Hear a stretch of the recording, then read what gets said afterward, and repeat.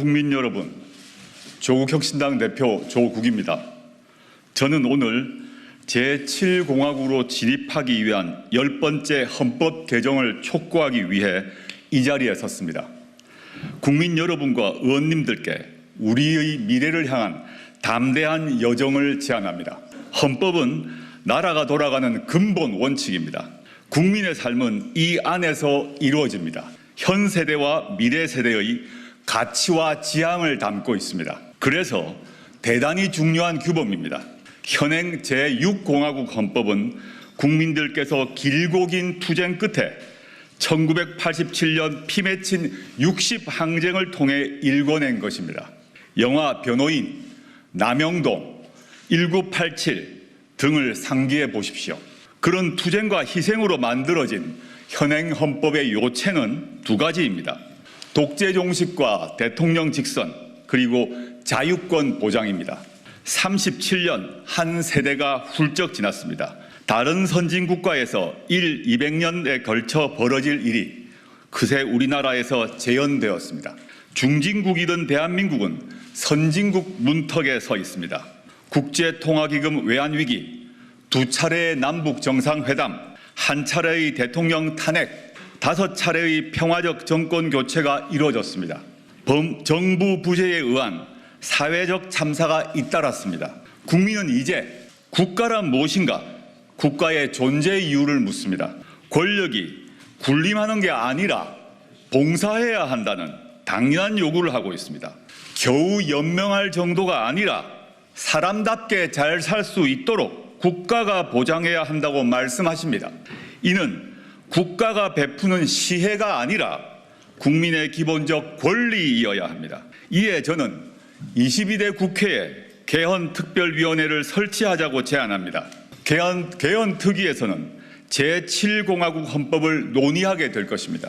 조국혁신당은 개헌안에 담고 싶은 것도 많고 준비도 충분히 했습니다. 그러나 조국혁신당은 오늘 제7공화국 개헌에 반드시 담아야 할 최소한의 개정사항 7가지를 다음과 같이 제시합니다.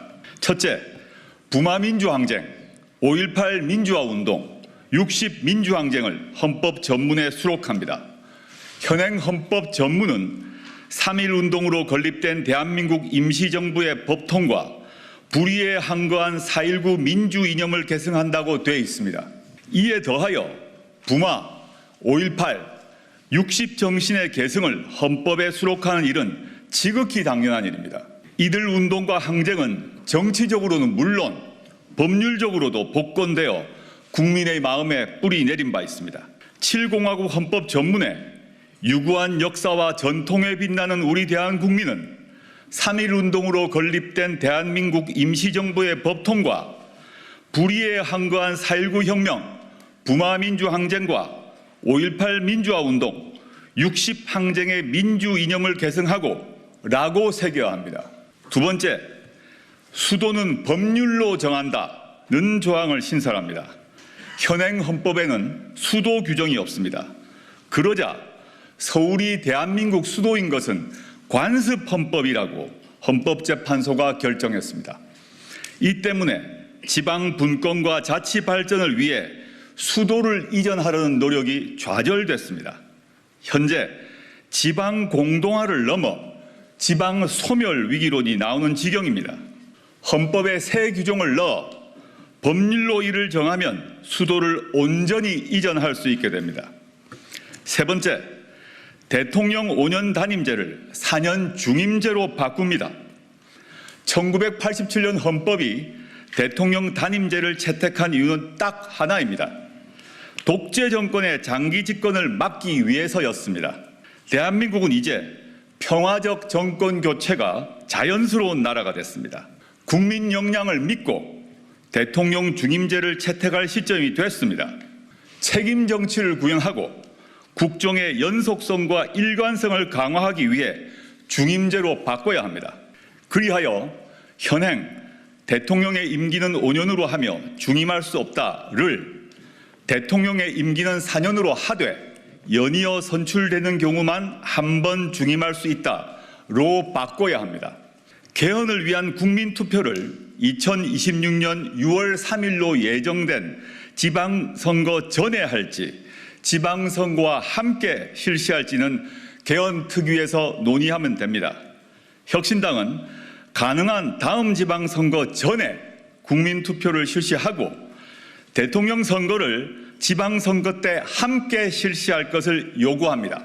대선과 지방선거 시기를 맞춰 전국 단위 선거 횟수를 줄이면 그만큼 국력 낭비를 막을 수 있을 것입니다. 이를 위해 부칙 조항을 두어 현직 대통령 재임 기간을 조정할 수 있을 것입니다. 네 번째, 검사의 영장 신청권을 삭제합니다. 현행 헌법에 영장은 검사의 신청에 따라 법관이 발부하게 되어 있습니다. 검찰청은 법무부 외청에 불과하지만 준사법기관을 참칭하며 사실상 무소불위의 기소 권력을 누립니다. 통제도 거의 받지 않습니다.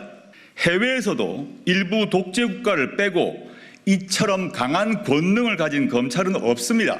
이로 인한 폐해는 자의적 수사와 기소권 남용을 넘어 검찰 독재 정권의 탄생으로 이어졌습니다. 이에 영장 신청권을 헌법에서 삭제하고 신청 주체를 법률로 정하도록 합니다.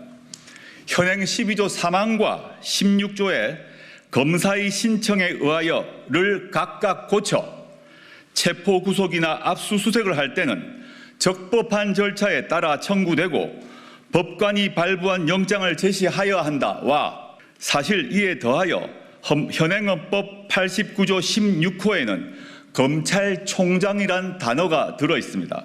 추후 검찰청을 기소청으로 바꾸게 되면 바꿀 계획을 저희는 가지고 있는데 헌법이 바뀌지 않으면 검찰총장이란 단어를 유지해야 됩니다. 이런 점에서 추후 개헌특위에서 검찰총장이란 단어 역시 바꿔야 한다고 생각합니다. 다섯 번째, 사회권을 강화하는 일반 조항을 신설합니다. 인간다운 생활을 할 권리 보장 내용이 그것입니다. 사회권은 이미 헌법에 규정되어 있습니다. 근로권, 교육권, 환경권, 복지권 등입니다. 다만 현재의 각 사회권 권리 증진을 위해서는 국가가 노력하여야 한다라고 되어 있습니다. 이를 국민이 각 권리를 가진다, 즉 사회권에 관한 권리를 가진다라고 선언해야 합니다. 지금처럼 최저 한계 보장이 아니라 인간 존엄성이 보장되면서 삶의 질을 유지할 수 있는 권리를 국가가 적극 보장토록 하는 것입니다. 이에 모든 국민은 장애, 질병, 노령, 실업, 빈곤 등 다양한 사회적 위험으로부터 벗어나 적정한 삶의 질을 유지할 수 있도록 사회 보장을 받을 권리를 가진다. 모든 국민은 임신, 출산, 양육과 관련하여 국가의 지원을 받을 권리를 가진다. 모든 국민은 쾌적하고 안정적인 주거 생활을 할 권리를 가진다 등의 조항을 신설합니다. 추후 기후환경 문제에서도 추가되어야 될 것이라고 믿습니다. 민생이 선진이 되는 나라에서 국민이 누릴 사회권을 헌법에 명기하자는 것이 저희의 요청입니다. 여섯 번째, 동일가치 노동, 동일 수준 임금을 명문화합니다. 고용 형태, 인종, 종교, 성별 등에 관계없이 동일 직업에 종사하는 노동자에게는 동일 임금 수준을 적용하고 노동의 양에 따라 임금을 지급해야 한다는 인식은 이미 국제적으로 인정되고 있습니다. 국가는 동일한 가치의 노동에 대해서는 동일한 수준의 임금이 지급되도록 노력해야 한다라고 헌법에 써놓아야 합니다. 일곱 번째, 토지 공개념을 강화합니다. 경제 질서와 관련해 불평등과 불공정을 고치기 위해서입니다. 부동산이 투기의 대상이 되었고 부의 대물림이 강화되고 있습니다. 청년들은 집 문제로 좌절합니다. 결혼을 포기해야 할 처지입니다. 그대로 둘 수 없습니다. 국가는 토지의 공공성과 합리적 사용을 위하여 필요한 경우에 한하여 특별한 제한을 하거나 의무를 부과할 수 있다라고 토지 공개념의 내용을 헌법에 분명히 할 필요가 있습니다. 지난 한 세대 동안 대한민국과 대한국민의 역량은 넉넉히 입증되었습니다. 현행 헌법보다 국민의 권리를 더 인정하고 국가가 국민을 더 지원하도록 규율하는 헌법을 가질 자격이 충분합니다. 이에 더해 현재가 아닌 미래 세대를 위해서 우리가 나아갈 방향에 대해 밝혀야 합니다. 그러기 위해서 우리의 정치적 상상력을 최대치까지 뻗어보자고 요청합니다. 왜 안 되는지가 아니라 왜 해야 하는지를 논의합시다. 국민의 요구사항은 더 다양합니다. 잘 알고 있습니다. 향후 논의 과정에서 넣거나 빠질 것입니다. 저는 정치권과 국민이 참여하는 열띤 논의를 통해 결정될 것이라고 믿습니다. 우리 헌법 1조 2항은 대한민국의 주권은 국민에게 있고 모든 권력은 국민으로부터 나온다라고 돼 있기 때문입니다. 22대 국회가 열리면 국회와 국민 모두 개헌을 논의합시다. 감사합니다. 잠시 주목해 주시길 바랍니다. 구독자분들에게 특별 선물을 준비했는데요. 제가 항상 여러분들께 강조드리는 말씀이 있습니다. 이슈와 뉴스만 꾸준히 챙겨보셔도 충분히 돈을 벌 수 있다고 말씀드리는데요. 여기 보이시는 채널의 영상을 보면 어떤 생각이 드시나요? 그냥 눈에 보이시는 뉴스와 영상만 보시고 아무 생각이 없으신가요? 그렇다면 저는 잘못된 것이라고 말씀드리고 싶습니다. 그 이유가 무엇이냐면 제가 8월 초에 뭐라고 말씀드렸나요?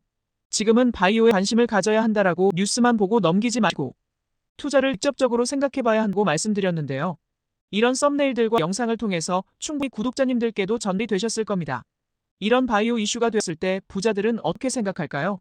바이오 관련주는 무엇이 있는지, 어떤 종목이 가장 좋을지, 어디에 투자해야 돈이 몰릴 수 있는지 자연스럽게 생각한다고 말씀드렸습니다. 지난번에 구독자분들과 함께하는 주식으로 수익 내기를 진행했었는데요.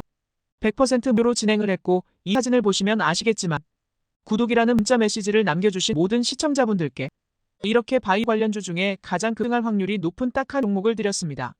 8월 13일에 우정바이오를 추천을 드렸습니다. 여기 나와 있는 사진을 보시면 정확히 얼마에 매수하고 어떤 종목 사야 하는지, 어느 지점에 팔아야 하는지 이런 부분들까지 여러분들에게 정확히 알려드렸는데요. 실제로 많은 분들께서 수익을 보셨습니다. 오른쪽을 보시면 아시겠지만 8월 13일 우정바이오를 소개해드리고 나서 실제로 며칠이 지나지 않고 이렇게 주가가 상한가 되었습니다. 당시에도 굉장히 많은 분들이 제가 드린 이 종목으로 수익을 내셨습니다. 지난번과 똑같이 구독이라는 문자를 보내주시면 이번에 이슈가 되고 있는 주식 중에 앞으로 대장주의 구실을 하면서 주가가 가장 크게 상승할 한 종목을 시청자분들에게 문자로 종목명과 사고자 하는 시점을 모두 알려드리겠습니다. 이 영상을 보시고 계시는 시청자분들 중에 종목이 궁금하다 하는 분들은 남녀노소 시간대 상관없이 이렇게 상단에 번호를 항상 남겨놓고 있습니다. 전화번호 010-8025-2452 똑같이 무료 등 주식 문자를 보내드리겠습니다. 돈을 받는 것도 아니고 투자를 대신해드린 것도 아니고 부담없이 구독 문자 보내주시면 되십니다.